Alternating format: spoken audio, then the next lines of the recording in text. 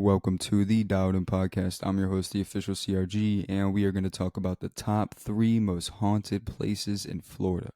Now, before we get started, viewer discretion is advised. Some content in this episode won't be suitable for younger audiences, but with that said, you can find the video and pictures of this episode on YouTube and the audio everywhere else. But to start this off, the first location we are going to talk about today is the Sunland Training Center.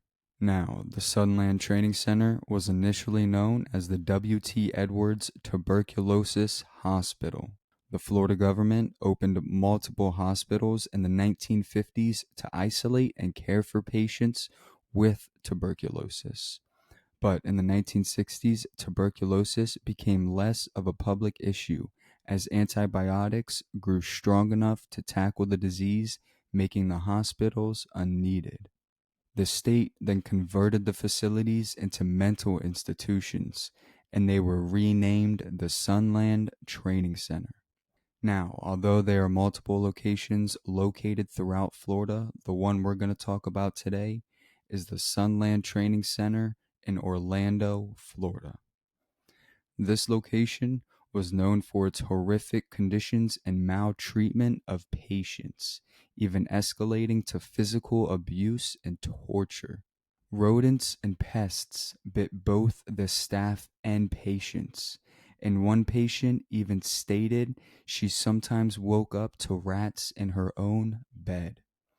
And if you thought it couldn't get any worse from that, the staff would crowd up to 100 patients in a single ward and make them bathe on hard concrete slabs. By the 1970s, the horrific conditions at the Sunland Training Center became public, having a class action lawsuit filed for neglect and abuse on behalf of the patients.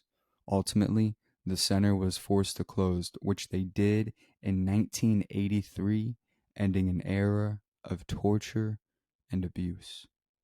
But at this last location, what workers found when they were doing construction will blow you away just as much as they were, because the second location we are going to talk about is the Spanish Military Hospital in St. Augustine, Florida. Now, the Spanish Military Hospital was originally a hospital that would service Spanish soldiers and even their dependents during the Second Spanish period from 1784 to 1821. The hospital was split into 2 buildings, Hospital West and Hospital East. Hospital West was the bigger side of the hospital, which housed a kitchen, bakery, offices, and even patient areas. But in 1818, the West Wing was lost due to a fire. As for the East Wing still stands today and was mainly used for small procedures and recovery. But what comes next, no one could believe when in 1821 the city chose to rebuild the house because they had to replace the water lines underneath. But when construction began, workers discovered thousands of human bones buried underneath the hospital. Once found, it sparked an investigation, which then researchers later learned that the hospital was built on top of a sacred burial ground that belonged to the people who were native to St. Augustine in its earliest years. Now, the hospital still stands today, but was turned into a museum in the early 1920s. But till this day, people swear there is something there, as there are many claims of hearing screams and cries, and even seeing misty figures in gowns. And now, last but not least, I believe this is one of the most haunted places on this list, due simply for one artifact, and that is the Fort East Martello Museum in Key West, Florida, home to Robert the Doll. Robert, a childhood toy of a local artist named Eugene Robert Otto, was given to him when he was a young boy by one of the servants that worked for his parents. The doll went everywhere with Eugene, and when they were together, strange things would happen. Often, when Eugene got in trouble, he would say Robert did it, which seemed innocent enough until one day Eugene's parents heard their son screaming from inside his room. When they got to the door, it was locked, and they could hear a commotion going on inside. Eugene was crying and screaming, and when they finally opened the door, they found their son in a corner with his room a total mess, items thrown all over, and furniture overturned.